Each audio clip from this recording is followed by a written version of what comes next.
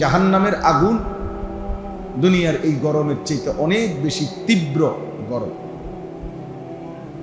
অনেক বেশি গরম।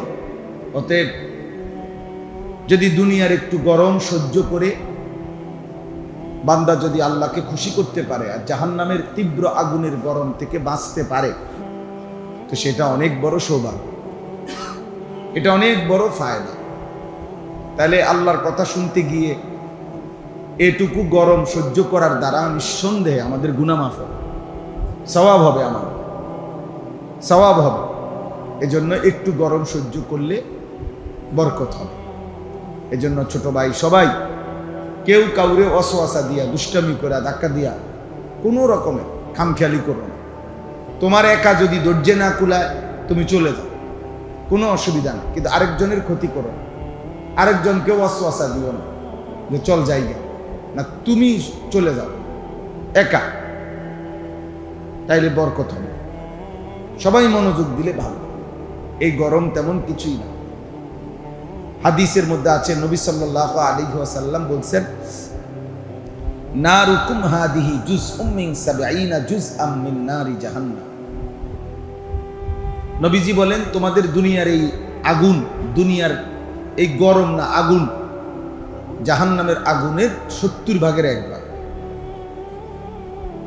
৭০ ভাগের ১ ভাগ। তাহলে দুনিয়ার আগুনের চাইতে আরো ৬৯ গুণ বেশি গরম জাহান্নামের আগুন। আল্লাহ নবী সাল্লাল্লাহু আলাইহি সাল্লাম বলেন, ফাবরিদুহা বিসসালাহ, আর জাহান্নামের গরমকে ঠান্ডা করো নামাজের মাধ্যমে। কিসের মাধ্যমে? নামাজের মাধ্যমে। নামাজের মাধ্যমে জাহান্নামের গরম তোমার জন্য ঠান্ডা হবে, মানে তোমার জন্য জান্নাতের বন্দোবস্ত, জান্নাতের ফয়সালা। তো এই জন্য বললাম দুনিয়ার এই গরম তেমন কিছুই। তদুপরি আমাদের বাংলাদেশের গরম অনেকটাই সহনশীল গরম। আমাদের বাংলাদেশের আবহাওয়া সহ্য ক্ষমতার ভিতরে, ধারণ ক্ষমতার ভিতরে। যদিও ধীরে ধীরে আবহাওয়ার পরিবর্তন হচ্ছে, গরমের তীব্রতা বাড়ছে, কিন্তু বাস্তবতা হলো এই গত ১ সপ্তাহ ১৫ দিনের রিপোর্ট হলো গোটা ইউরোপ গরমে পুড়ে যাইতেছে। পুরে ফ্রান্স ইউরোপের একটি গুরুত্বপূর্ণ দেশ, ওর যে রাজধানী প্যারিস, সেখানে এই পর্যন্ত প্রায় ১৩০০ থেকে ১৪০০ মানুষ শুধু গরমে মারাই গেছে, মরে গেছে। এবং ইউরোপে, আমেরিকায়, ইউরোপের বিভিন্ন দেশে কোথাও মারাত্মক ভূমিকম্প হচ্ছে। ভেনিজুয়েলা তীব্র ভূমিকম্প হয়েছে, মেক্সিকোতে ভূমিকম্প হয়েছে, ইউরোপের দেশ। এবং সহ্য ক্ষমতার বাহিরে রাতের, মানে সকালবেলা দোকান খোলে এই ফ্যান, ফ্রিজ, এগুলোর দোকান খোলে যেই টাইমে, তার ৪ ঘন্টা আগে থেকে মানুষ সিরিয়াল ধরে রাখছে দোকানে একটা এসি কিনতে, একটা চার্জার ফ্যান কিনবার জন্য। কোনোভাবেই গ্রাহকের চাহিদা পূরণ করতে পারতেছে না। এই মুহূর্তে এত তীব্র গরম। প্রতি বছর হজ্জে যাওয়ার সময় দেখা যায় মক্কায়, আরবে তীব্র গরম।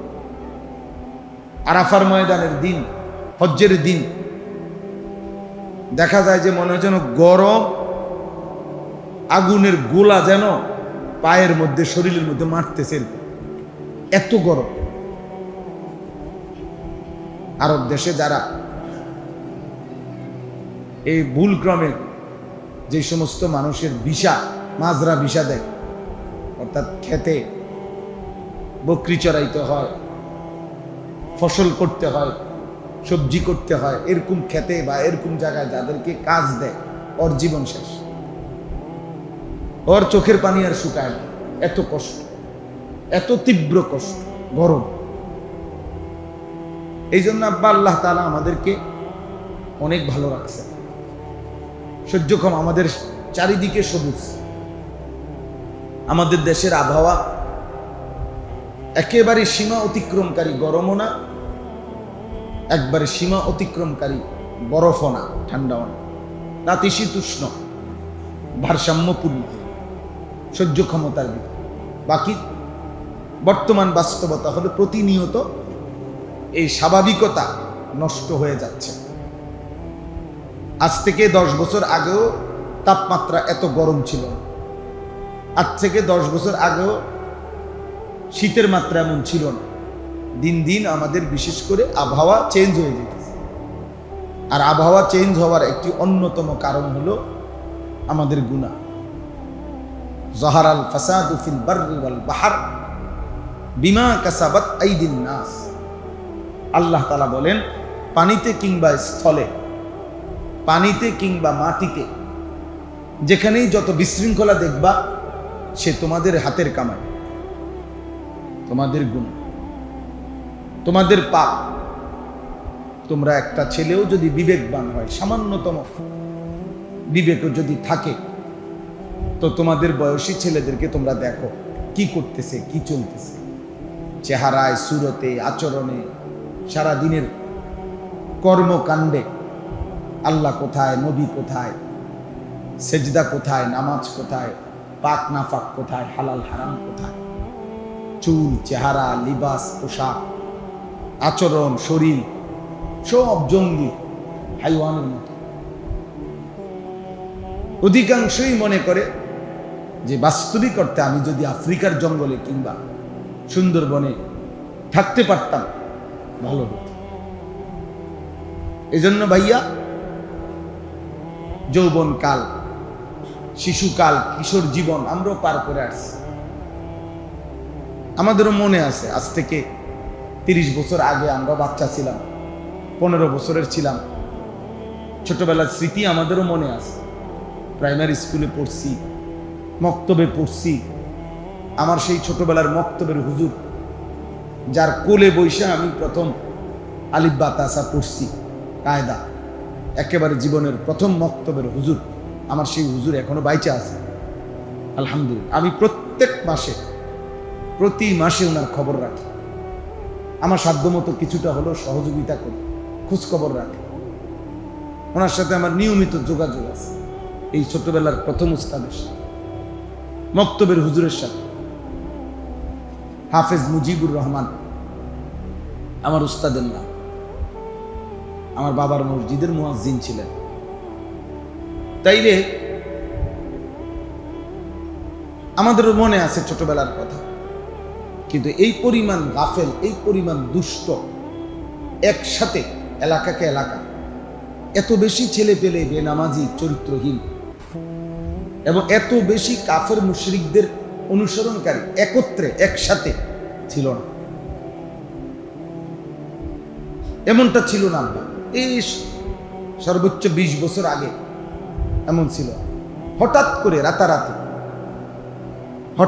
রাতারাতি এই 5-10 বছরের ব্যবধানে সংখ্যাগরিষ্ঠ মুসলিম কিশোর যুবক ছেলের জিন্দেগি বদলায় গেছে।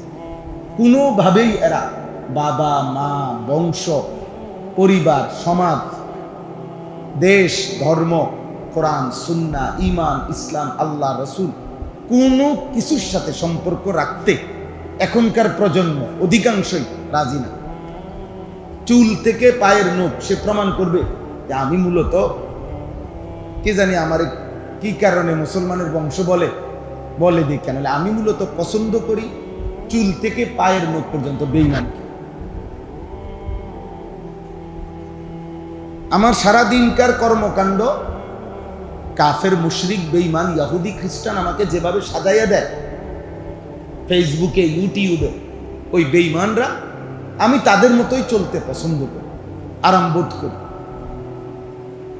একটা প্যান্ট টাইম না নিচের দিকেও নামাইতে পারে না, উপরের দিকেও উঠাইতে পারে না, সোজা হইয়া দাঁড়াইতেও পারে না, কদ্দুর আরামে বসতেও পারে না, পেশাবও করতে পারে না, কিছুই পারে না। মানে এতটাই কষ্ট হয়, এরপরও এই হাইওয়ান এটা বদলায় না। আরে বেউকুফ, তো তোর কষ্ট হইতেছে, এটা এত সিপা প্যান্ট না, ফ্যাশনের জন্য, বেঈমানের অনুসরণের জন্য সে নিজের শরীরের কষ্ট দিতেছে। কোনোভাবেই আরাম পাইতেছে না। আমি কত দেখছি এটার মানে টাইম না, এটা নিজেই উঠে না, এটা এদিকেও টানে না, এটা বসতেও পারে না, মানে একটা অস্কস করে কেবল, কি করবে এখন। অথচ এরপরেও এটা পড়তেছে কেন? কারণ সিদ্ধান্ত হলো দুশ্মনের অনুসরণ। এই জন্য বললাম দিন দিন এই তাপমাত্রা লক্ষণীয় হারে বেড়ে যাচ্ছে, গরমের মাত্রা বেড়ে যাচ্ছে, আবহাওয়ার ভারসাম্যতা নষ্ট হয়ে যাচ্ছে। 6 ঋতুর বাংলাদেশ এখন আর নাই। 6 ঋতুর বাংলাদেশ কি এখন আর নাই বাবা। বইয়ের পাতায় আছে, বইয়ের পাতায় কি আছে, কিন্তু বাস্তবতা হলো বাস্তবতার আবহাওয়া নাই। এই জন্য বললাম দয়া করে আমাদের গুনাহ, আমাদের মাত্রাতিরিক্ত পাপ আমাদের উপরে, আখেরাত তো আছেই, আমাদের দুনিয়াও ধীরে ধীরে সংকীর্ণ, পেরেশানি, মুসিবতে ফেলে দিই, মুসিবতে ফেলে। মা আসাবাকুম মিন মুসিবাতিন ফাবিমা কাসাবাত আইদিকুম। আল্লাহ তাআলা কোরআনুল কারীমের মধ্যে বলছেন, তোমাদের উপরে যত মুসিবত আসে সব তোমাদের হাতের কামাল, সব তোমাদের হাতের কামাল। আমি আরো দেখাই,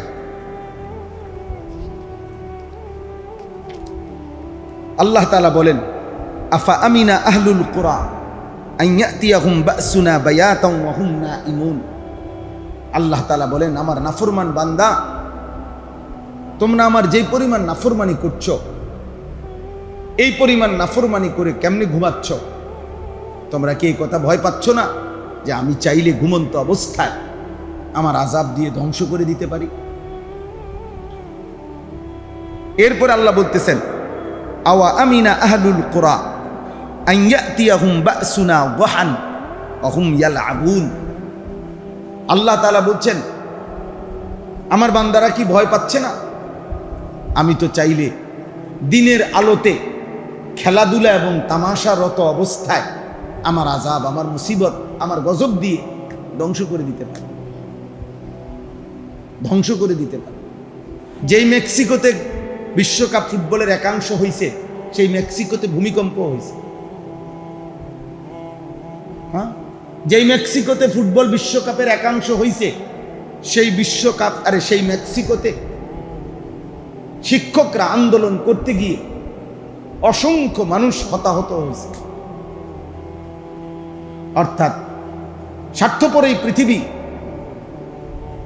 এত নিকৃষ্ট মানসিকতা এখন যে একদিকে উল্লাস, একদিকে লাশ। তবুও লাশের মিছিল হোক, তারপরও নাচ বন্ধ না হোক, উল্লাস বন্ধ। এমন মার্কেট আছে, এমন ভবন আছে, আমি দেখছি যে ভবনের একাংশে হসপিটাল, একাংশে শপিং সেন্টার।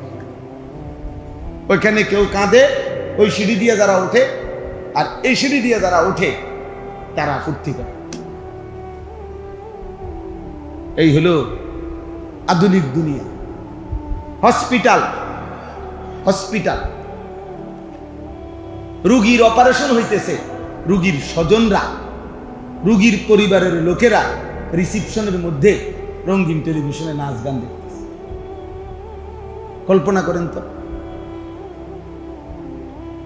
রোগীর আগামী সোমবারে অপারেশন, কেবিন দিছে রোগীর হসপিটালে, মনে করেন কেবিন, কেবিনের মধ্যে রোগী বসে বসে রিমোট দিয়া রঙিন টেলিভিশনে নাটক, সিনেমা, খবর, নাচ গান দেখতেছে। ওনার সোমবারে অপারেশন, মঙ্গলবারে অপারেশন,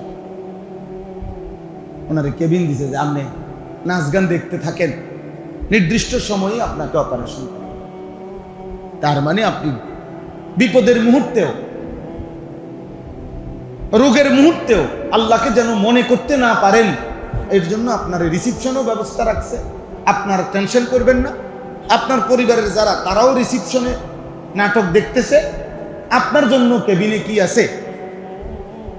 টেলিভিশনের ব্যবস্থা আছে। নাইলে আপনাদের বিবেক কি বলে? একটা ছেলে বলো ভাই, একজন হসপিটালের রোগী, তার সাথে টেলিভিশনটা মানানসই?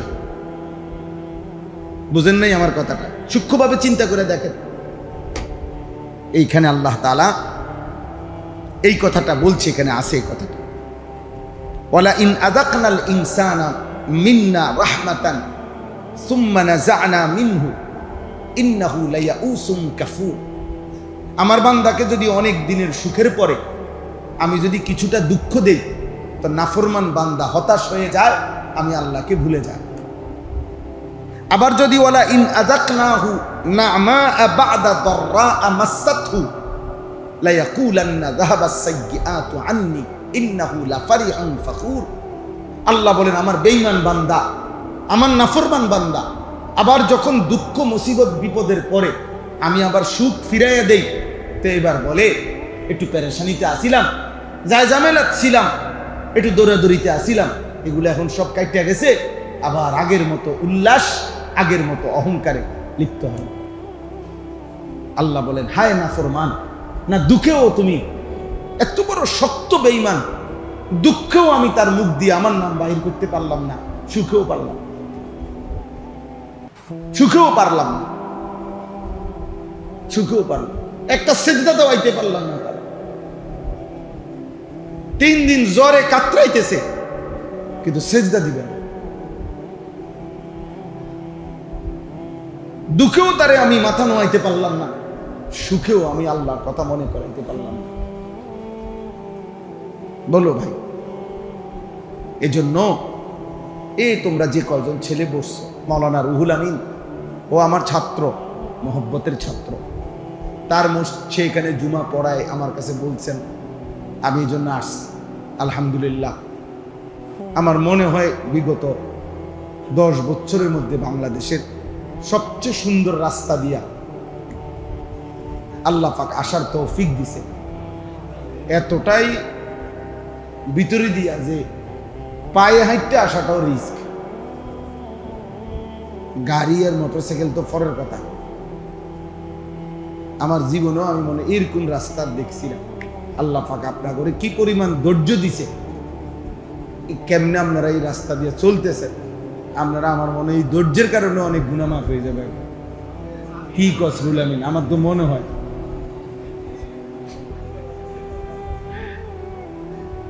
হায় হায় হায়, আপনারা এটা কেমনে, আপনার এই রাস্তা তো আপনারা না খাইয়া রাস্তা বানানো দরকার। এই বর্তমান পৃথিবীতে এই সময়ে কালে আইসা এরকম বাঁকা বুকা রাস্তা, এত ভাঙ্গা কিচ্ছু নাই। আল্লাহ আপনাদেরকে মাফ করে দেন। চলেন ভাই, তাইলে প্রথম কথা আমরা এটা বলতেছিলাম যে দোস্ত ছেলেরা, বাবা মনে করাইলাম, মাওলানা বলতেছিল 2 জিনিস, আজকে আমরা 2 জিনিসে লিপ্ত হয়ে গেছি। এক হলো হুব্বুদ দুনিয়া, 2 হলো কারাহিয়াতুল মউত। নবীজি বলছে, আমার শেষ জামানার উম্মতের বরবাদি আসবে এই 2টা কারণ। আমার উম্মত সংখ্যায় বেশি হবে, সংখ্যায় হবে 250 কোটি, কিন্তু ঢেউয়ের মুখে যেরকম খড়কুটা ভাইসা যায়, আমার উম্মত এভাবে ভেসে যাবে। নবীজি বলছে, দস্তরখানের মধ্যে মানুষ যেমন মেহমান খাবারের জন্য পরিচিত জনদেরকে ডাকাডাকি করে, ভাই আসেন আমার পাশে বসেন, আল্লাহ নবী বলেন বেঈমানরা আমার উম্মতকে হত্যা করার জন্য এইভাবে একে অপরকে শেষ জামানায় ডাকাডাকি করবে, ডাকাডাকি করে আমার উম্মতকে, আমার ইমানদার উম্মতকে হত্যা করবে। এটাই হাদিস, এইটাই সে বলছে, লম্বা হাদিস। আগের পুরো অংশ বলছো কিনা? হ্যাঁ, পুরা বলছে নিশ্চয়ই। আমি তাই শেষের 2 শব্দ শুনছি। হ্যাঁ, নবীজি বলছে ডাকাডাকি করে মারবে। আজ আমাদেরকে ইহুদিও মারে, খ্রিস্টানরাও মারে, হিন্দুও মারে, বৌদ্ধরাও মারে। রোহিঙ্গা মুসলমানদেরকে মারছে যারা, তারা বৌদ্ধ। ভারতে, পশ্চিমবঙ্গে, কাশ্মীরে, ভারতের সর্বত্র যে মুসলমানদেরকে প্রতিনিয়ত মারছে, হিন্দুরা মারছে। হিন্দুরা, ফিলিস্তিনের মজলুম মুসলমানকে যারা মারছে, ওরা ইহুদি, ওরা ইহুদি। ইরাকে, মধ্যপ্রাচ্যে হাজারো মুসলমানকে মারছে আমেরিকার বেঈমান, খ্রিস্টান বেঈমানরা। তাহলে আজ আমাদেরকে ইহুদিও মারে, খ্রিস্টানরাও মারে, হিন্দুরাও মারে। সংখ্যালঘু একটা জাতি বৌদ্ধ, এই পৃথিবীতে বৌদ্ধ অল্প, এরাও আমাদেরকে মারছে। বৌদ্ধ কোনোভাবেই আমাদের সমপরিমাণ নেই, আমরা 250 কোটি, ওরা একদমই। ইহুদি সারা পৃথিবীতে ইহুদিটা 3 কোটি হবে না, 3 কোটি। ইসরায়েলে ইহুদি মাত্র 1 কোটির চাইতে নিচে, 97 লাখ। বুঝিনি ভাই? আমাদের ঢাকা শহরে বসবাস করে 3 কোটি মানুষ, আর ইসরায়েল একটি দেশ, এই যারা গাজা ফিলিস্তিনের মুসলমানদেরকে প্রতিদিন মারছে, এদের মোট জনসংখ্যাই হলো 1 কোটির নিচে। আমাদের দেশে রোডে গাড়েও দাঁড়াইয়া থাকে কোটি কোটি মানুষ। আজকে তোমরা ছেলেরা বাবা ধীরে ধীরে কঠিন বাস্তবতার পৃথিবীতে তোমরাই বসবাস করতে হবে, একসাথে তো আর সবাই মরে যেতে না। কষ্টের পৃথিবীতে, বিপদের পৃথিবীতে তোমরা বাঁচতে হবে। মনে রাখো, এই সুখ শেষ হবে, এই ফুর্তি শেষ হবে, এই রং তামাশা শেষ হবে। এই কয়েকদিনের মধ্যেই বিশ্বকাপ খেলা শেষ হয়ে যাবে। যেটাই হোক, জয়, যেই জিতুক আর যেই হারুক, এটা শেষ হয়ে যাবে। কিন্তু বাম কাঁধে যেই গুণাগুলো জমতেছে, এগুলো মুছবে কেমন? বাম কাঁধে যে গুনাহ জমছে সেটা মুছবে কেমন ভাই? গতকালকে আমি হবিগঞ্জ থেকে মাহফিল করে রাত্রে আসতেছিলাম, রাতের 1টা বাজে বা 1:30 বাজে খুব সম্ভব, এরকম হবে টাইম। দেখছি রাস্তার পাশে বড় টেলিভিশনে শত শত মানুষ খেলা দেখতেছে। রাত 2টা বাজে, 1টা বাজে, যাদের চোখের ঘুম নাই, এই বেঈমান, এই নাফরমানগুলো খোদার 365 দিনে, আল্লাহর একটি বছরে এই নাফরমানদেরকে মসজিদের মুয়াজ্জিন কোনোদিন ফজরের নামাজের জন্য ডাইকা উঠাইতে পারে না। এরা সেই নাফরমান, যে নাফরমানের চোখে আজ রাত 2টায়ও ঘুম নেই। ভোর 4টায় যে নিকৃষ্ট নাফরমান, অসভ্য খেলা দেখতেছে, এদেরকে কোনোদিন মসজিদের মুয়াজ্জিন শত ডাইকাও উঠাইতে পারে। নবী সাল্লাল্লাহু আলাইহি ওয়াসাল্লাম হাসরের দিন বলবেন, উম্মত 365 দিনে আমার মসজিদের মুয়াজ্জিন তোমার একদিনও ফজরের নামাজের ভোরে জাগাইতে পারে নাই,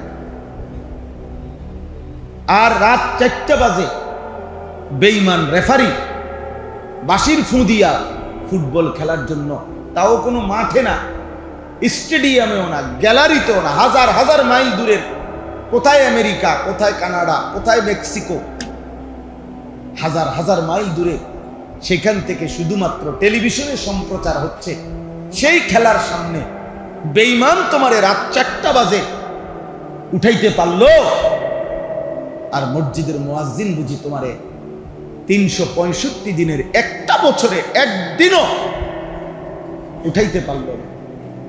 আজ কোন লজ্জায় বেঈমান আমার কাছে সুপারিশের জন্য আসলে কেন?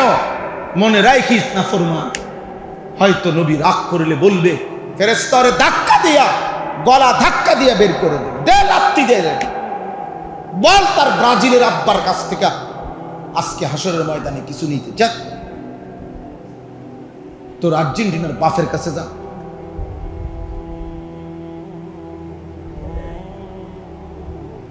ছি ছি ছি, যাদের চরিত্র নাই, আখলাক নাই, আখলাক নাই, যাদের কাছে হালাল হারাম নেই, যাদের কাছে যৌনতা ভাত তরকারির চাইতে সহজ, ভাতের ব্যবস্থা করা, খাবারের ব্যবস্থা করা যাদের কাছে কঠিন, কিন্তু যৌনতা, লজ্জাস্থানের চাহিদা, জিনা, বেবিচার, নর্তকী নারীর সাথে অবৈধ হারাম কাজ যাদের কাছে এর চাইতে সহজ।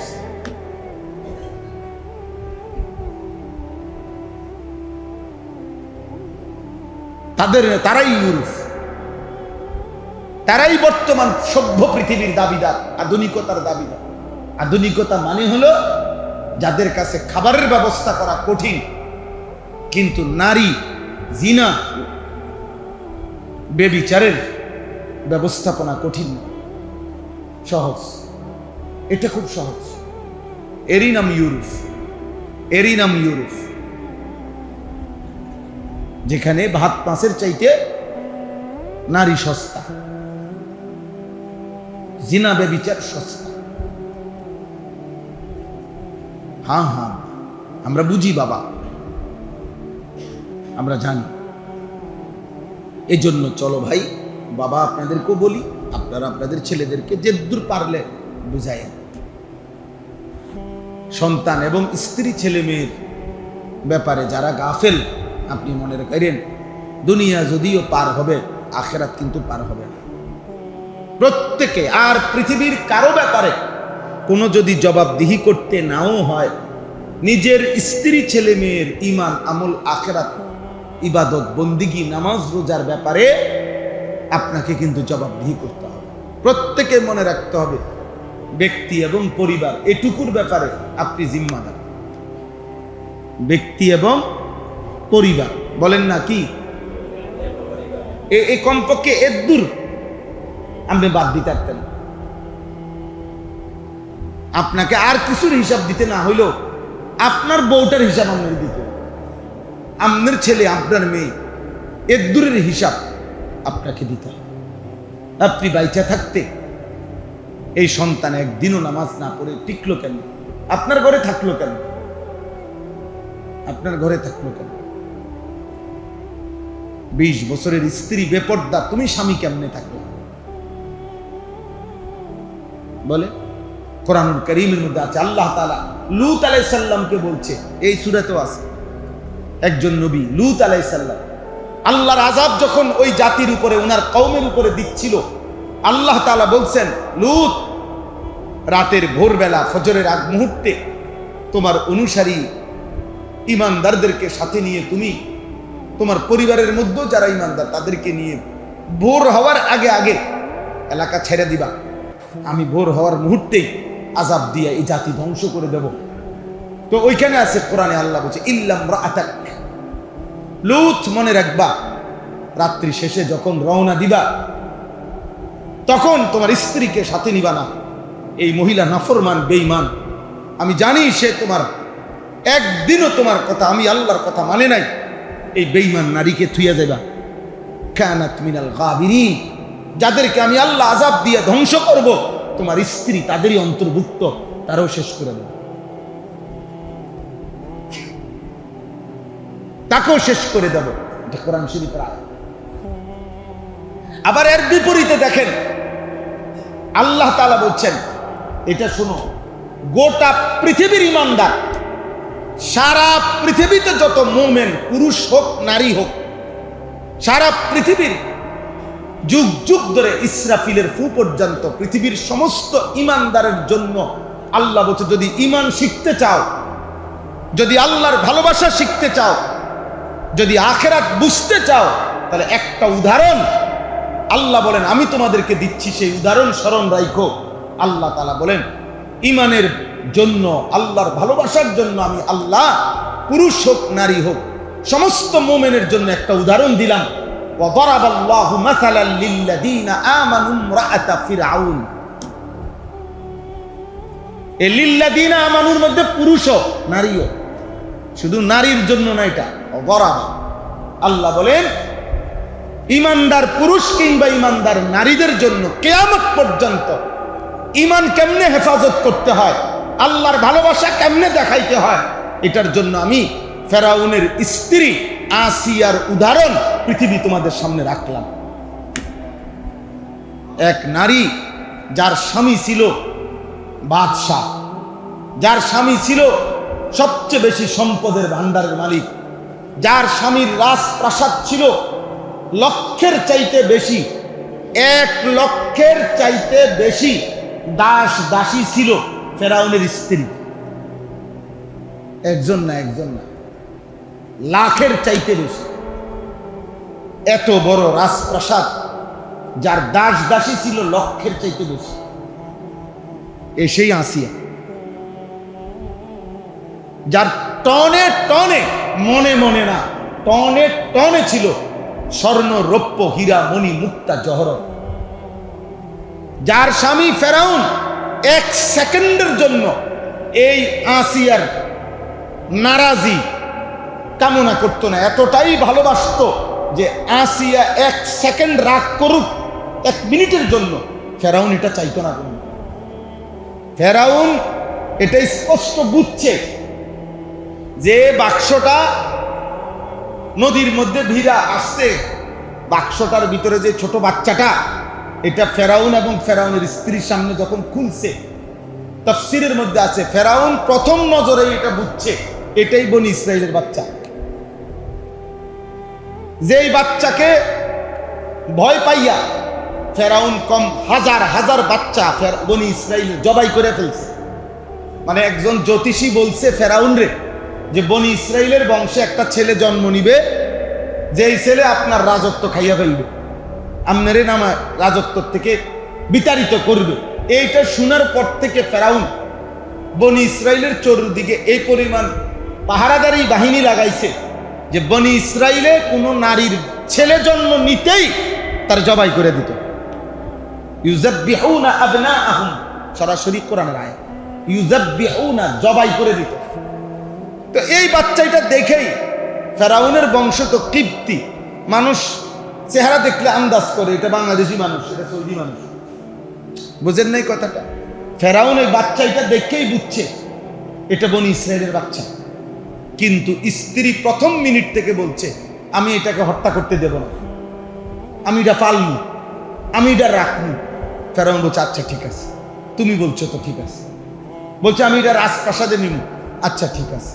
বলছে এটাকে একজন মহিলা খুঁজা দেন, বনি ইসরাইলের একজন মহিলা, আসলে আল্লাহর কুদরতে উনি মুসা নবীর মাই, ওই দুধ খাওয়াইবে। বলছে ঠিক আছে। মানে এক কথায় যা বলছে স্ত্রী সে তাই শুনছে, অথচ সে বুঝছে এটা যে এটা এই বাচ্চাটাই, কিন্তু কিছুই করার নাই। স্ত্রীর ভালোবাসায় কইরা সে এই বাচ্চাটাকে একটা টু শব্দ করে নাই, একটা ফুলের আঁচড়ও দেয় নাই মুসা নবীর গায়ে, অথচ এই বাচ্চারে ঠেকানোর জন্য বহু বাচ্চা কি করে ফেলছে, জবাই করে ফেলছে। তাহলে যে নারী তার স্বামী তাকে এত ভালোবাসতো, এত সম্পদ, এত প্রাচুর্য, কিন্তু এরপরেও যখন মুসা আলাইহিস সালামের কালেমা গ্রহণ করছে, আল্লাহকে গ্রহণ করছে, ঈমান আনছে, তখন ফেরাউন এই আসিয়াকে শাস্তি দিতে দিতে দিতে দিতে তাফসীরের মধ্যে আছে সর্বশেষ আসিয়ার সারা শরীরের মধ্যে পেরেক মারছে, পেরেক সারা দে। ওয়া ফিরআউনা দিল আওতাদ, কোরআন শরীফে আছে। জিল আওতাদ মানে পেরেকওয়ালা। বিভিন্ন সন্ত্রাসী চাঁদাবাজের বিভিন্ন নাম থাকে, পিস্তল অমুক, রাইফেল অমুক, মানে এরকম মন্দ নাম। তো ফেরাউনের ব্যাপারে আল্লাহ কোরআনে বলছে ফেরাউন হলো পেরেক ফেরাউন, যে কারো উপরে চূড়ান্ত শাস্তি দিলে কি মারতো, পেরেক মারতো তার গায়ে সারা শরীরে। এই সমস্ত শরীরে পেরেক মাইরা হযরতে আসিয়াকে বলছে এখনো সুযোগ আছে, ঈমান ছেড়ে দাও, আল্লাহকে ছেড়ে দাও। হযরতে আসিয়া বলছে ফেরাউন, পৃথিবী হাজারবার কোটিবার ছেড়ে দিলাম, বাদশাহী ছেড়ে দিলাম, রাজপ্রাসাদ ছেড়ে দিলাম, তোর মতো স্বামী ছেড়ে দিলাম, কিন্তু আল্লাহকে ছাড়া যায় না, ঈমান ছাড়া যায় না। যে কলিজায় আল্লাহর ভালোবাসা জমছে এটা ছাড়বো না। এই ঈমানের উদাহরণ, আল্লাহর ভালোবাসার উদাহরণ দিছে, দেখো পৃথিবী দেখো। সর্বশেষ ফেরাউন বলছে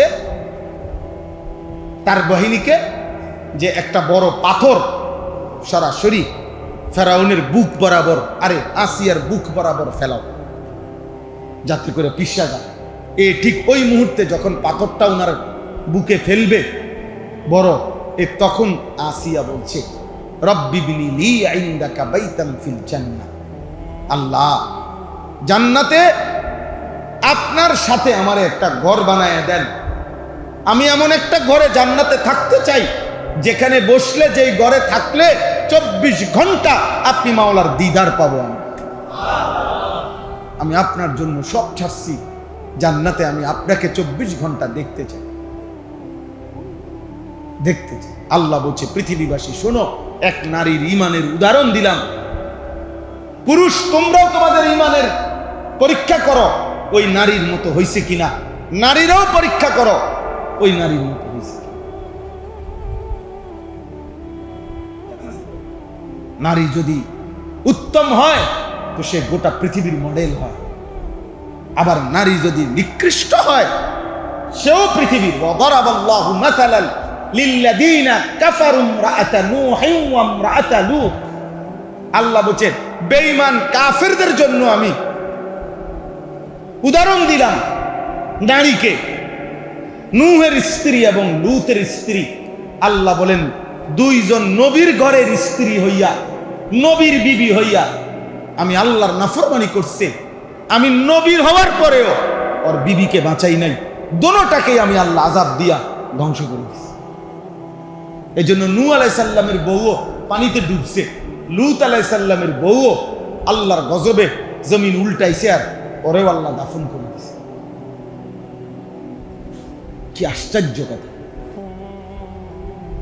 এই জন্য বুঝাইছি, আমি অনেক সময় বলছি, বলি, নারী যদি নষ্ট হয় একটা দেশ শেষ, একটা সমাজ শেষ, একটা পরিবার শেষ। আবার যদি নারী ভালো হয় তাইলে একটা পরিবার, ইন্নামা ইউরিদুল্লাহু লিইউযহিবা আনকুমুর রিজসা আহলাল বাইত। আল্লাহ বলেন, আমি আল্লাহ ওয়াদা দিলাম পবিত্র নেককার নামাজি সেজদাওয়ালা পর্দানশীল নারীর বরকতে আমি আল্লাহ তোমাদের সমস্ত পুরুষদের ঘর, আল্লাহ বলেন, আমি পবিত্র করে দেব, পবিত্র করে দেব।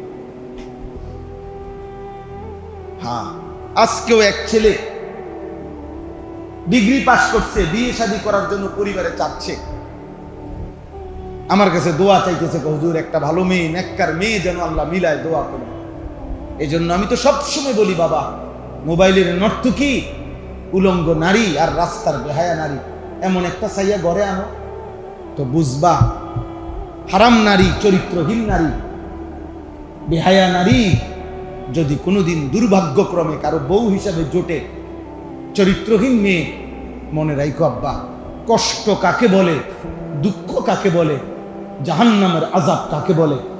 তো দুনিয়াতে তুমি প্রতিদিন পুড়ে মরবা, প্রতিদিন আগুনে পুড়বা, মনে রাখো। হ্যাঁ হ্যাঁ, যার কপালে খারাপ নারী জোটে, অসৎ নারী জোটে যার কপালে, তার জীবন শেষ, তার জীবন শেষ, তার দুনিয়াই জাহান্নাম, পরে আর জাহান্নাম লাগবে না, এখানেই শেষ। এই জন্য আমরা আপনাদের কাছে বললাম, আমাদের গুনাহ, আমাদের পাপ আমাদেরকে কষ্ট দিবে, আমাদের নাফরমানি আমাদেরকে কষ্ট দিবে। বাবা, আমরা যদি ধারাবাহিকভাবে চেষ্টা না করি, এই যে ইসলাহি মাহফিল, এই আপনাদেরকে আমি এটা বলতে চাই, এই সূরার মধ্যে আছে, আল্লাহ তাআলা বলছেন, ওমা কানা রাব্বুকা লিয়ুহলিকাল কুরা বিযুলমিন ওয়া আহলুহা মুসলিহুন। কোন জনপদে যদি ইসলাহ, মানে কোন জনগোষ্ঠীর মধ্যে, কোন সমাজের মধ্যে যদি ইসলাহের কাজ চলে, অর্থাৎ কিছু না কিছু মানুষ যদি চেষ্টা করে গুনাহ থেকে, নাফরমানির থেকে, পাপ থেকে ফিরাইবার, এটা যদি চালু থাকে, আল্লাহ বলেন, বন্ধু, তাইলে আমি আল্লাহ ওয়াদা দিলাম, আমি আল্লাহ ওয়াদা দিলাম, যত পাপী হোক আমি আল্লাহ ওই জাতিকে, ওই এলাকাকে চূড়ান্তভাবে আযাব দিয়ে ধ্বংস করব।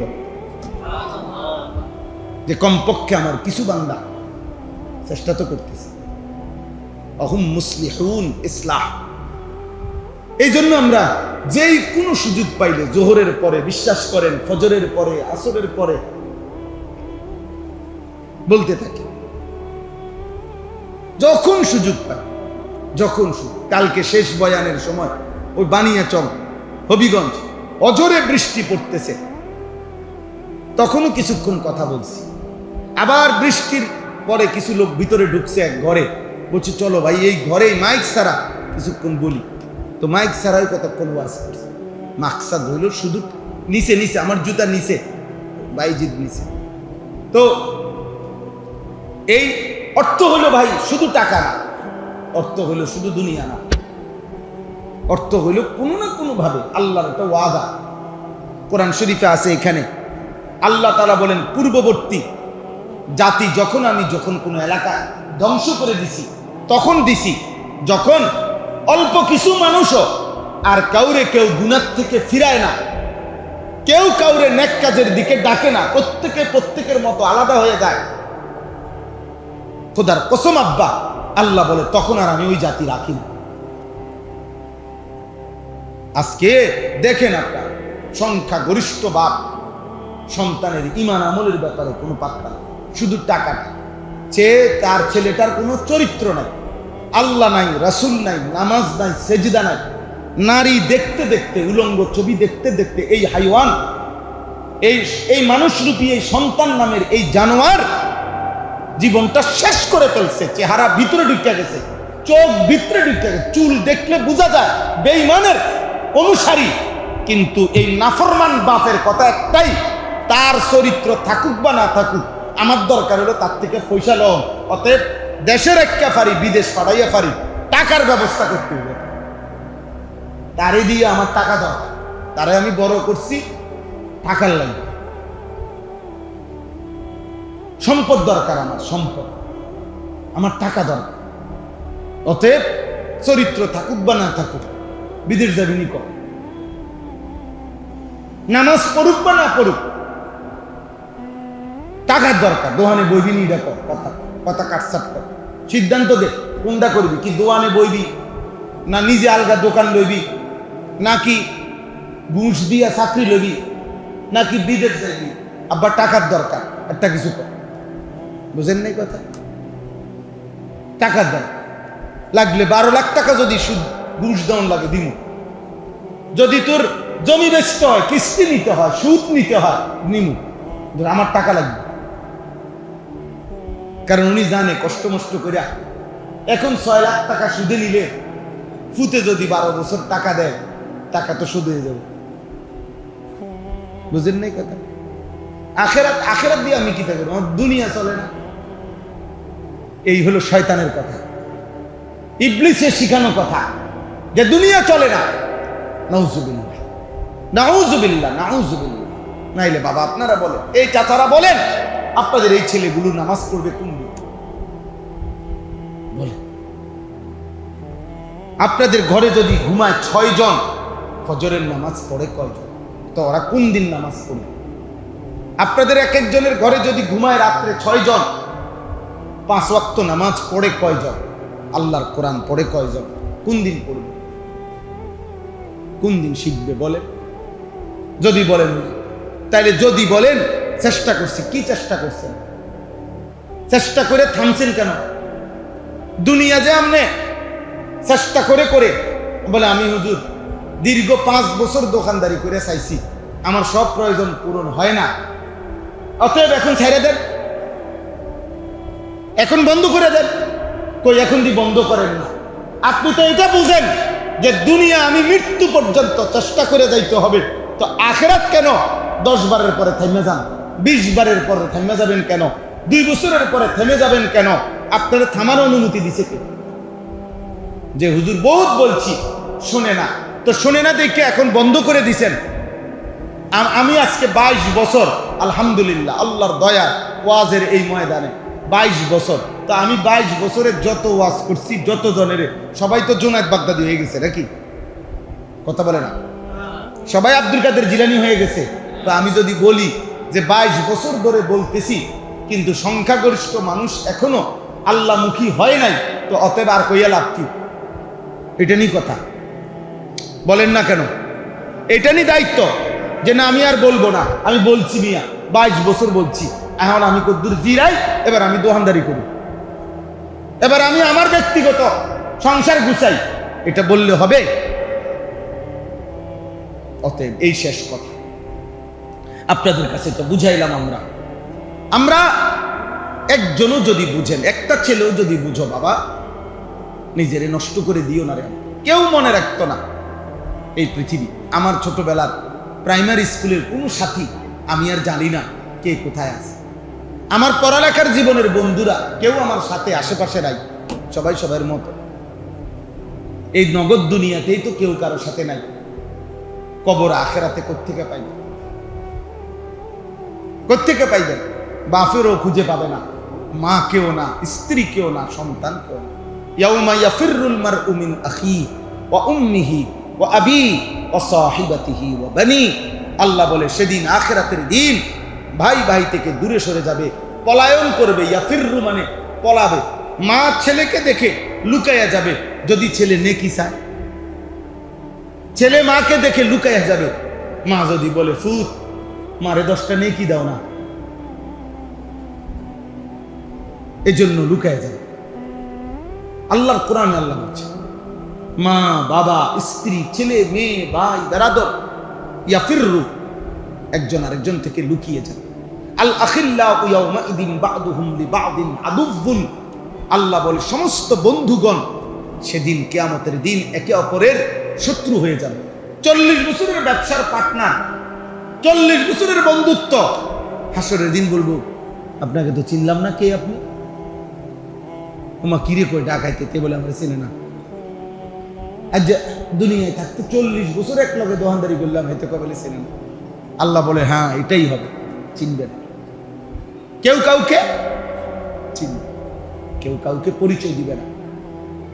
আজকে আমরা অধিকাংশ মুসলমান এত বেশি আমাদের খামখেয়ালি, বললাম না, কোনোভাবেই ভাবতে চায়। আরে কদ্দুর কথা বলেন পরিবারে, নিজের স্ত্রীর সাথে পরামর্শ করেন যে ছেলেগুলোকে নামাজি বানানো যায় কেমনে, মেয়েটাকে পর্দানশীল বানানো যায় কেমনে, একটু কথা বলেন। টোটালি কোন আলাপ। বাপের মাথা তো দুনিয়া, ফুতের মাথা তো দুনিয়া। বাপেরও কথা হইলো আরে ফুলাগারে যদি একটা টাকা পয়সার লাইন করে দিয়ে যেতে, একটা জিগারে যদি একটা পয়সাওয়ালা চাইয়া জামাই চাইয়া দিয়া বিয়ে দিয়ে যেতে একটা, এরপরে আর আমি মূল্য কোনো দুঃখ ছিল না। এই যে বাপের মাথা তো দুনিয়া, দাদার মাথা তো দুনিয়া। আহা দাদায় থাকতে যদি নাতি তোরে একটা চাকরি বাকরি অথবা একটা লাইন ফাইন হয়েছে বিদেশ দেখে যেতাম, দাদার মনটা শান্তি হইতো। দুনিয়া দাদার জেহানেও কি তো আখেরাতের ফিকির করবে কে এই বাচ্চাটার জন্য? এই পরিবারের মানুষগুলো যদি এদের আখেরাত নিয়ে না ভাবে, কে ভাববে? কে ভাববে? এই জন্য যত কিছুই বলেন, মাদ্রাসা, শিক্ষক, হুজুর, অন্য সব হলো পরে। আপনি হলেন বাবা, আপনি হলেন মা, আপনি হলেন বাচ্চার প্রথম অভিভাবক, আপনি হলেন মূল দরদি, আপনি হলেন মূল আন্তরিক। আপনার ভিতরের আগ্রহ ছাড়া, আপনার চেষ্টা ছাড়া, আপনার কৌশল ছাড়া, আপনার পেরেশানি ছাড়া সন্তান মানুষ হবে না। হ্যাঁ, এই পৃথিবীতে যারাই সুসন্তান হয়েছে তাদের প্রধান তাদের পিতা মাতার শতভাগ আন্তরিকতা, দিবা নিশির চেষ্টা, দিবা নিশির নজর দেয়। যেখানেই মা বাপ খামখেয়ালি করছে ওইখানেই সন্তান নষ্ট ভ্রষ্ট হইয়া চরিত্রহীন হইয়া বরবাদ হয়ে গেছে। মা বাপ ধরে রাখতে হয়, ধরে রাখতে হয় কঠোরভাবে। অভিভাবক মানেই হলো যার মধ্যে শাসন এবং সোহাগ দুইটাই করতে পারে, যিনি উনারে বলে অভিভাবক।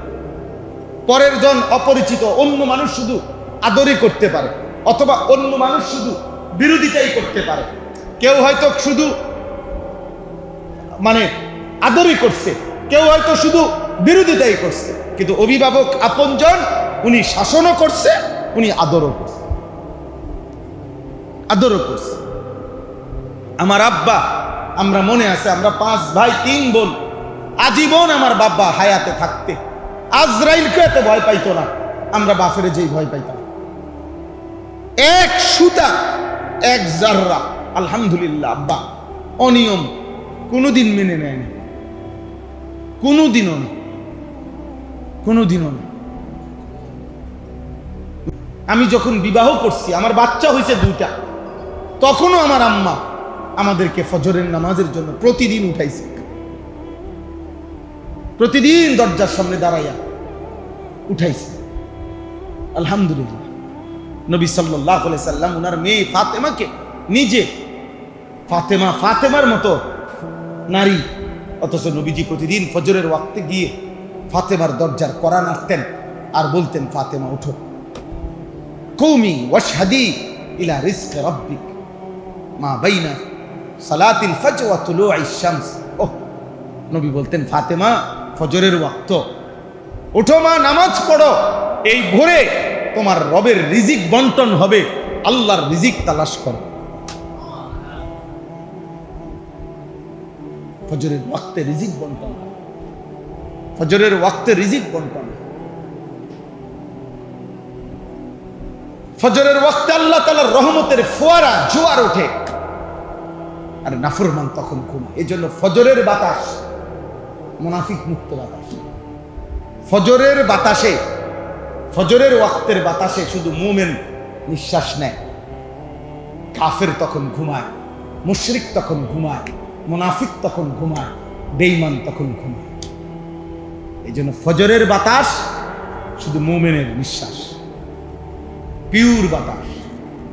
ওই সময় কোনো মুনাফিক জাগে না। সারাদিনের বাতাসে বহু মুনাফিকের নিঃশ্বাসও থাকে, ফজরের বাতাসে মুমিনের নিঃশ্বাস। এই জন্য আল্লাহ নবী সাল্লাল্লাহু আলাইহি সাল্লামের সাহাবী আব্দুল্লাহ ইবনে মাসউদ বলছেন, নবীজির জামানায় আমরা যখনই দেখতাম মসজিদের জামাত ছেড়ে দিছে, খোদার কসম, আল্লাহর নবীর সাহাবী বলেন, আমরা তাকে বুঝতাম এ প্রকাশ্য মুনাফিক। কানা মুনাফিকান বাইয়িনুন নিফাক। প্রকাশ্য মুনাফিক ছাড়া হযরত আব্দুল্লাহ ইবনে মাসউদ বলেন, নবীজির জামানায় আমাদের হায়াতে কোনোদিন আমরা কোনো ঈমানদারকে মসজিদের জামাত ছাড়তে দেখি না। হ্যাঁ, আমরা বুঝতাম ও শুধু জামাতে নামাজ পড়ে না, যে মূলত প্রকাশ্য মুনাফিক। ইল্লা কানা মুনাফিকান বাইয়িনুন নিফাক। প্রকাশ্য মুনাফিক তো মূলত কয় তারে যে লুকায়। মুনাফিক মূলত হলো কি, যে তার লুকোচুরি করে, বুঝতে দেয় না, দড়ি মাছ নাসুই পানি। মুসলমানদের লগেও তাল দেয়, কাফেরের লগেও কি তাল দেয়, এরে কয় কি মুনাফিক। কিন্তু সাহাবী বলতেছেন, মসজিদের জামাতে না আসলে আমরা বুঝতাম এটা প্রকাশ্য মুনাফিক, আর লুকোচুরির কিছু নেই। লাম ইয়াতাখাল্লাফ। বলো ভাই, এই যে কয়জন ঠিকছেন বলেন, যুবক ভাই বলো, আজ কতদিন হয় 5 ওয়াক্ত নামাজ মসজিদের জামাতে পড়ো না আব্বা? তোমার ইমানের কি হালাত? আজ মৃত্যু হলে নবীর সামনে, কবরের মধ্যেও তো আল্লাহ তাআলা ফেরেশতারা নবী সাল্লাল্লাহু আলাইহি সাল্লামকে দেখাবে, জিজ্ঞেস করবে, ওমান হাদাল্লাযী বুইসা ফীকুম। 3 নম্বর প্রশ্ন কি? নবীজিকে দেখিয়ে বলবে মুনকার নাকির ফেরেশতা, ওমান হাদাল্লাযী বুইসা ফীকুম, ইনি কে যিনি তোমাদের কাছে গিয়েছিলেন পৃথিবীতে, আল্লাহ যাকে পাঠাইছিলেন দুনিয়াতে, বলো তো তিনি কে? মানে ব্যাপারটা এরকম যে অর্ধেক জন কইও লাইছে, বুঝেন নাই? প্রশ্নের মধ্যেও তো অর্ধেক উত্তর আছেই। ওমান হাদাল্লাযী বুইসা ফীকুম, যাকে আল্লাহ তাআলার পক্ষ থেকে পাঠানো হয়েছিল পৃথিবীতে, বলো তো ইনি কে? তো ইনারে যে ফাটাইছে এই কথাটা তো বলেই ফেলছে ফেরেশতা, কথা বুঝেন নাই? এরপরেও বেঈমান বলবে লা আদ্রি, আমি চিনি না ইনিকে, চিনি না ইনিকে। হ্যাঁ, সাজেন আব্বা সাজেন, যারে দেখাইতে দাড়ি কাটছেন তারে কবরে দেখবেন না ইনশাআল্লাহ। যারে দেখাইতে বেঈমানের চুল রাখছেন আব্বা, ওরে কবরে দেখবেন না, ওরে কবরে দেখবেন না ইনশাআল্লাহ। আর মুমিন সেজদাওয়ালা, লিবাসওয়ালা, দ্বীনওয়ালা, সুন্নাতওয়ালা, আল্লাহকেও চিনবে, নবীকেও চিনবে, মান রব্বুকাও বুঝবে, আর ইনি কে বললেও চিনবে। হাদা নবিয়ুনা মুহাম্মদ সাল্লাল্লাহু আলাইহি ওয়াসাল্লাম, ইনি আমার নবী মুহাম্মদ সাল্লাল্লাহু আলাইহি ওয়াসাল্লাম। মুমিনের কলিজাই তো ঠান্ডা হয়ে যাবে।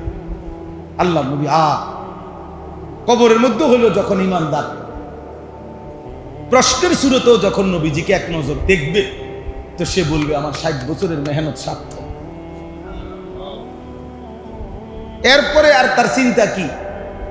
হাসরের ময়দানে কি হবে কিচ্ছু চিন্তা করতো। আমি তো এটাই বুঝছি, আমি যেহেতু নবীজিকে দেখছি, আমি যেহেতু চিনতে পারছি, বলতে পারছি, তো বাকি ঘাটি যে আমার নিরাপদ এটা তো সহজেই বুঝা যায়। এখন চিনলে আর বুঝি, হাসরের ময়দানে চিনতাম না, কবরে চিনলে। আল্লাহ আমাদেরকে তৌফিক দান করে। চলেন ভাই, অতএব আপনারা কষ্ট করছেন, সবার কাছে অনুরোধ, এই আয়াতগুলোর মধ্যে 3টা আয়াত পড়ছি আমি, এই শুধু তর্জমাটা বলি। এই 3টি আয়াতের মধ্যে সূরা হুদের মক্কার কাফের মুশরিকরা নবীজি সাল্লাল্লাহু আলাইহি সাল্লামকে বলছিল, মুহাম্মদ তোমার কাছে 3টা প্রস্তাব, আমরা যদি এই 3টা মেনে নাও তাহলে আমরা, এই ছেলে, ভাইয়া তুমি বাইরে যাও, আব্বা বের হয়ে যাও, পরে বাহিরে গিয়া মোবাইল দেখাও, বাও না ভাও দুজন চলে যাও, ভাই দুজন গিয়া বাইরে দেখো, ভালো, আমার কোনো আপত্তি নাই, তুমি মোবাইল দেখো নইলে লাফাইয়া নাচো, আমার কোনো আপত্তি নাই আব্বা, তুমি বাইরে গেলে ভালো, এটা মসজিদ, এটা বেয়াদবির জায়গা না আব্বা, সাবধান, বললাম একবারের জন্য, সাবধান আব্বা, ফাজলামি সব জায়গায় না। আল্লাহ তাআলা সুস্থ রাখলেই ভালো থাকা, 1 সেকেন্ড নিরাপত্তা আল্লাহকে বাদ দিয়ে আমাদের কাছে কারো কাছে নাই। সাবধান, কোনোভাবেই খামখেয়ালি করেন। চলতেছেন ঠিক আছে, ভাত খাইতেছেন, পেশাব করতে আছেন, লজ্জাস্থানের চাহিদা পূরণ করছেন, এগুলো জানোয়ারের চাহিদা, মানুষের চাহিদা না। মানুষের চাহিদা হলো ঈমান, মানুষের চাহিদা হলো আখিরাত, মানুষের মূল চাওয়া হলো আল্লাহকে পাওয়া। আর ভাত মাছ চাল ডাল পেশাব পায়খানা এগুলো তো জানোয়ারের চাহিদা, এটুকু তো জানোয়ারকেও যা দেয় আল্লাহ মানুষকেও দেয়। 2টা চাহিদা মানুষ এবং জানোয়ার বরাবর, একটা হলো পেটের চাহিদা আর একটা হলো লজ্জাস্থানের চাহিদা। এই 2টা চাহিদা আল্লাহ তাআলা জানোয়ারেরও পূরণ করে, মানুষেরও পূরণ করে না? নাহলে কুকুরের বাচ্চা হয় কেমনে, ছাগলের বাচ্চা হয় কেমনে? তো তার যদি যৌন চাহিদা পূরণ না হয় তো বাচ্চা হয় কেমনে? তার যদি খাবারের চাহিদা পূরণ না হয় তো সে বাচ্চা থাকে কেমনে? এই জন্য এতটুকু না, মুমিনের চাওয়া আল্লাহ, মুমিনের চাওয়া কি? আখিরাত।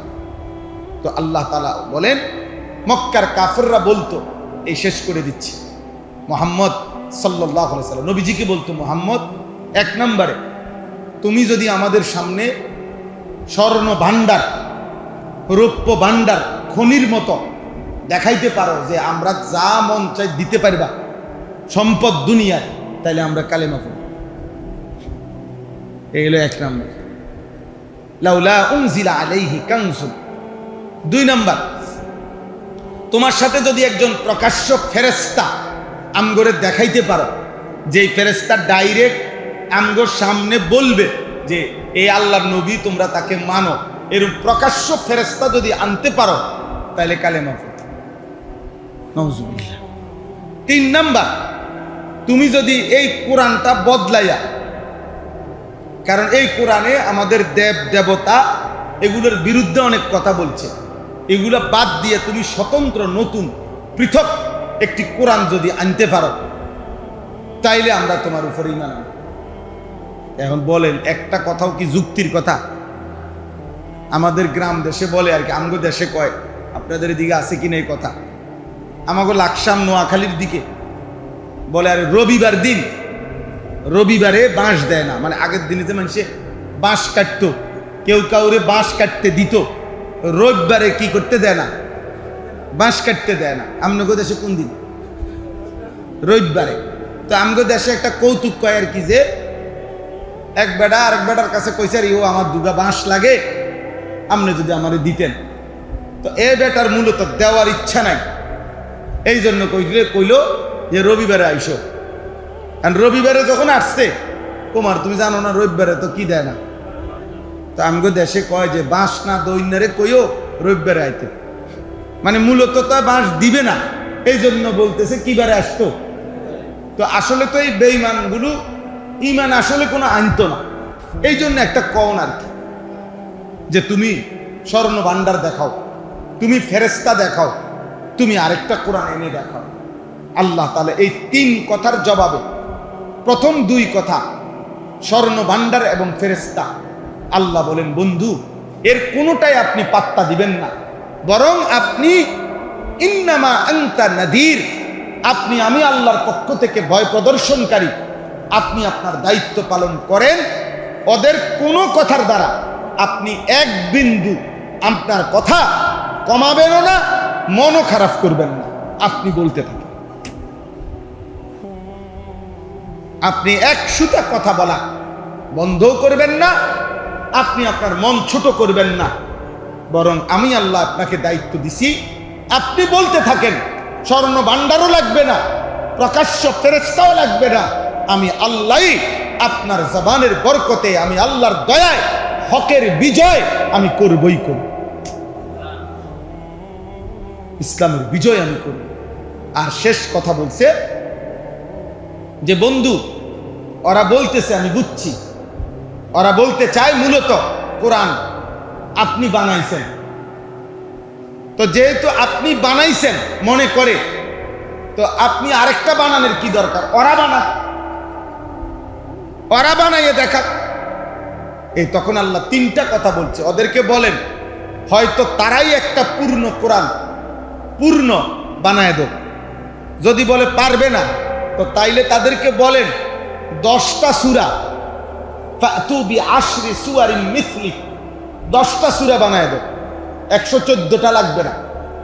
যদি বলেন এটাও পারবে না তো ঠিক আছে, তাইলে বলেন একটা সূরা বানায় দেব, ফাতু বিসূরাতিন মিন মিসলি ইন্না আতাইনাকাল কাউসার, এই সূরাটা ছোট্ট সূরা, তাল এটা আল্লাহ বলেন ফা ইল্লাম ইয়াস্তাজিবু, যদি কোনোটাই তারা গ্রহণ করতে না পারে তো বলে দেন যে পৃথিবীবাসী শোনো, আসলে কোনোটাই পারবা না, কারণ এ কথাই শুনে নাও এই কোরআন মহান আল্লাহ তাআলার ইলম থেকে, আল্লাহর কাছ থেকেই নাজিল হয়েছে।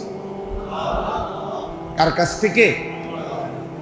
নাই তো কোনো আইটেমের কোনো চ্যালেঞ্জে মানুষ তো বলে এটা পারে নাই, এটা পারছি, 10টা কইছে 9টা পারি নাই, যাক একটা হলো তো পারছি না, এমন কোরআনের ব্যাপারে আল্লাহ যতভাবে চ্যালেঞ্জ দিছে, বহু আভাবে, কোনোভাবে কোনো কাফের, বেঈমান, মুশরিক, নাস্তিক, মুরতাদ কোরআনের কোনো চ্যালেঞ্জ গ্রহণ করতে পারে।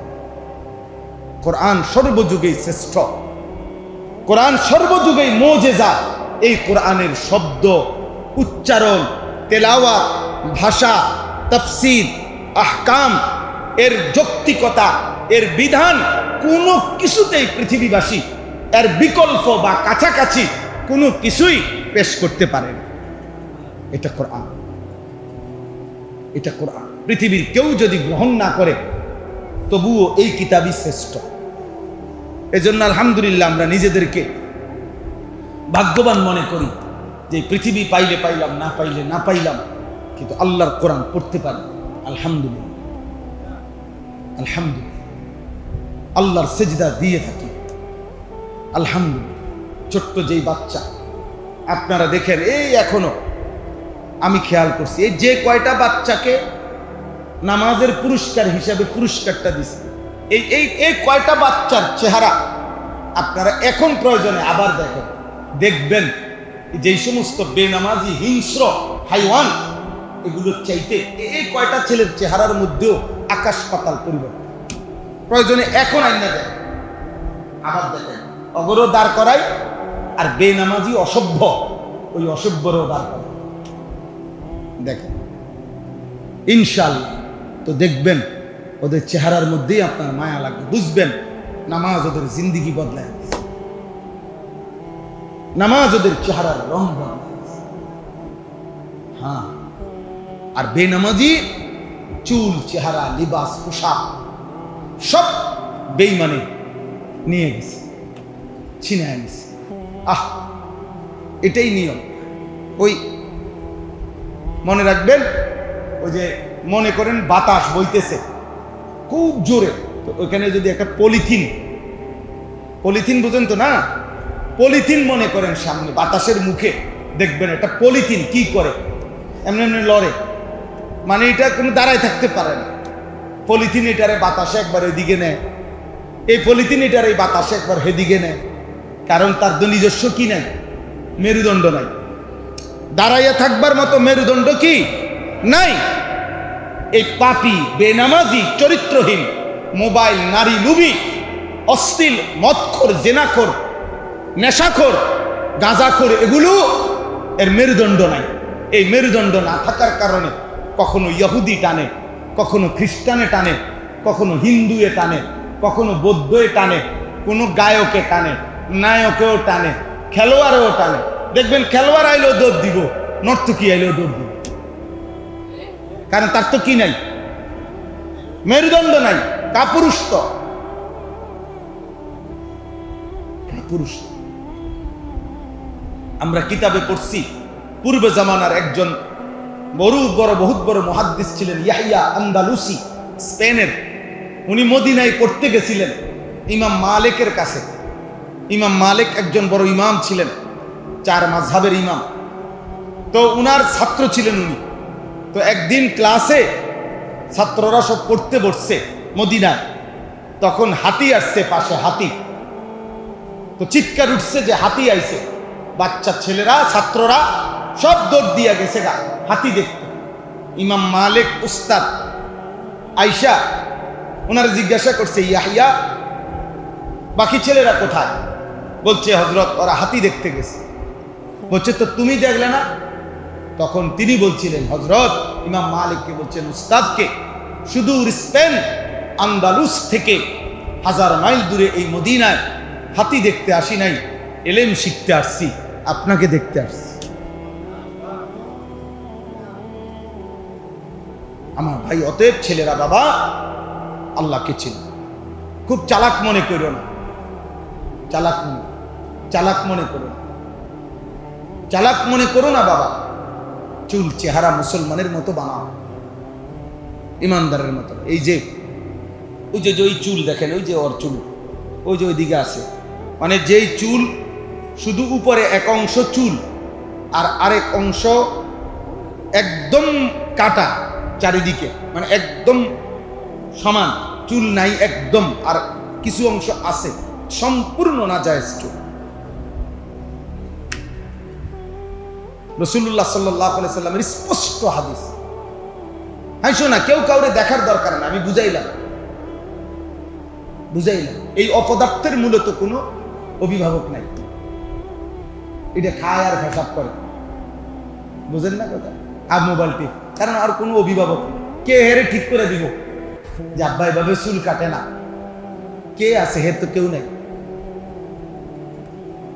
ওর কেউ নেই। ও মানে যদি বাবা মা বাচ্চাও থাকে, থাকেও নাই, কারণ এবারটা বইয়ে রয়েছে ফুসফুতের টেয়ার লাগিয়া। ওনার দরকার টাকা না, হাতে চুল দিয়ে আমরা কিনবো, চুল হলো হইতে টাকা না দরকার। অথচ আপনারা এটা দেখা দরকার।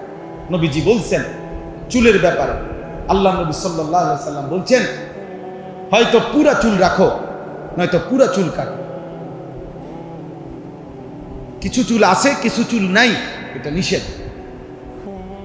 হয়তো 2 পায়ে, হাদিসে আছে নবীজি বলছেন, হয়তো উভয় পায়ে জুতা পরো, নয়তো উভয় পায়ে খালি হাঁটো, কিন্তু একটা জুতা আর একটা খালি পাও এটা যেন না, এটা হাদিস। ঠিক এরকম হয়তো পুরা মাথা চুল রাখো, আর নয়তো কি পুরা মাথা কামায় ফেলো, কিন্তু কিছু আছে কিছু নাই, এটা নিষেধ।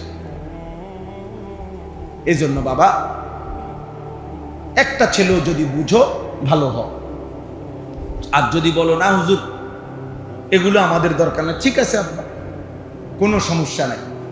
নাফরমান কিংবা ইমানদার সবার রাতি ভোর হয়, অর্থাৎ পৃথিবী কারো জন্যই থামে না।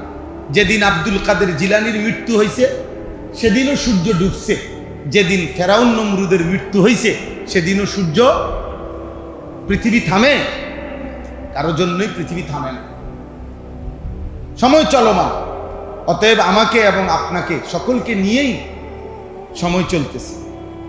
একটি রাত ভোর হয় তাহাজ্জুদের সেজদাওয়ালাকে নিয়েও, আবার মদখোর নেশাখোরকে নিয়েও ভোর হয় না?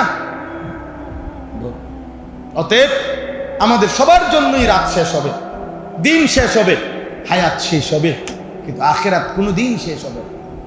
একবার চোখ বন্ধ হলে আর কোনো দিন শেষ হবে,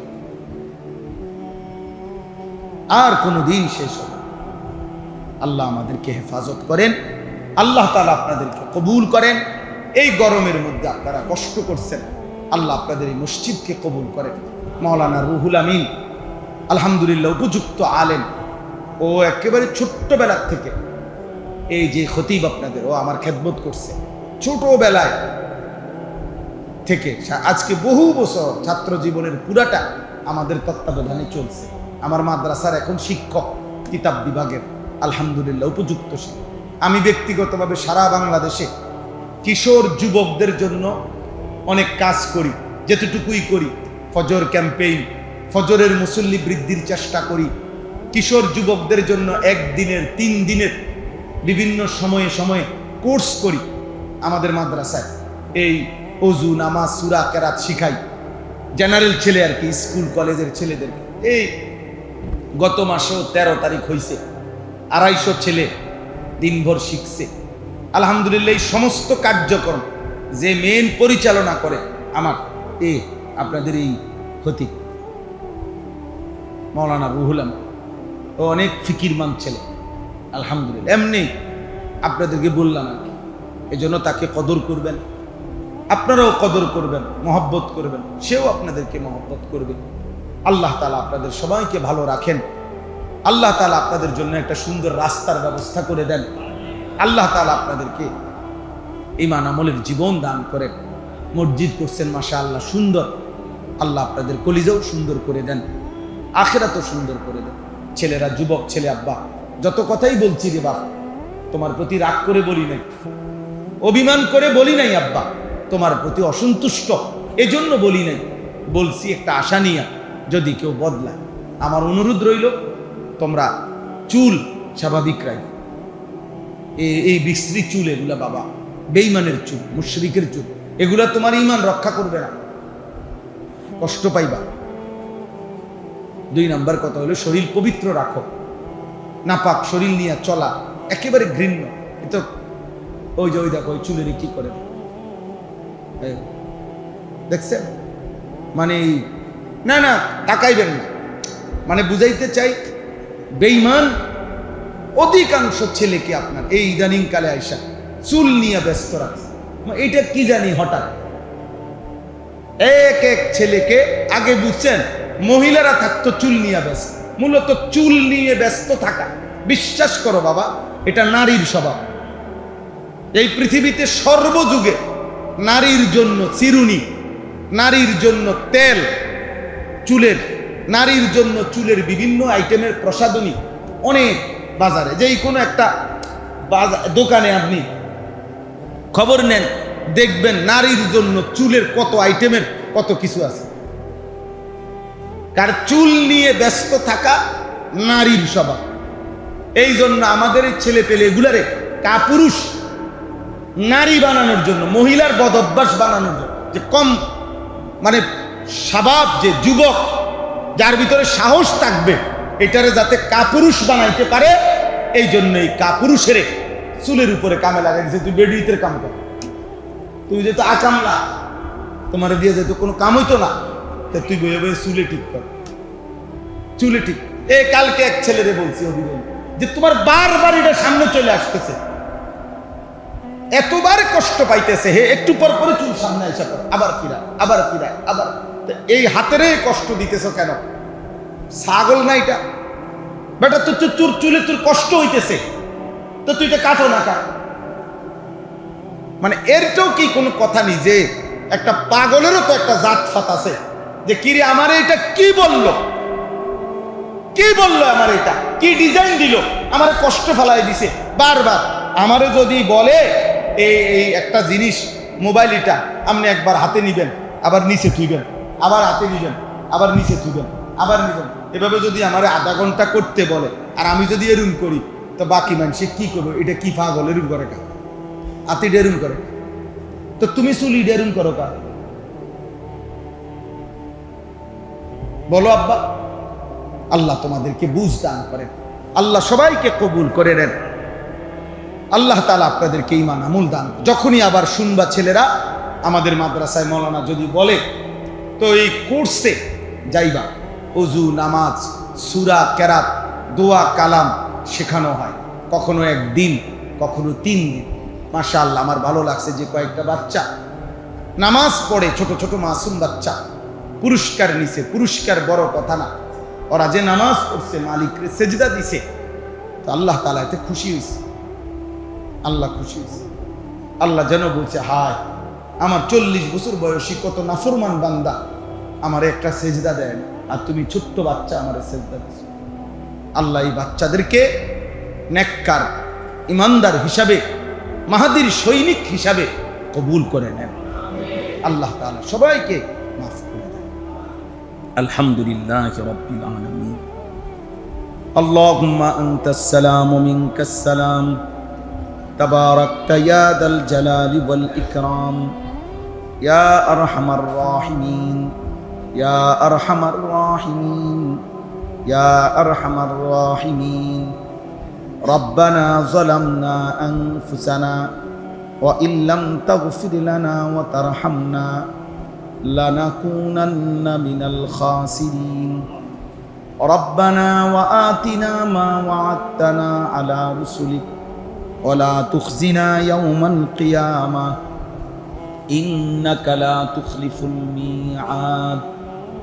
রব্বানা আসরিফ আন্না আযাবা জাহান্নাম ইন্না আযাবাহা কানা গরামা ইন্নাহা সাআত মুস্তাকাররান ওয়া মুকামা।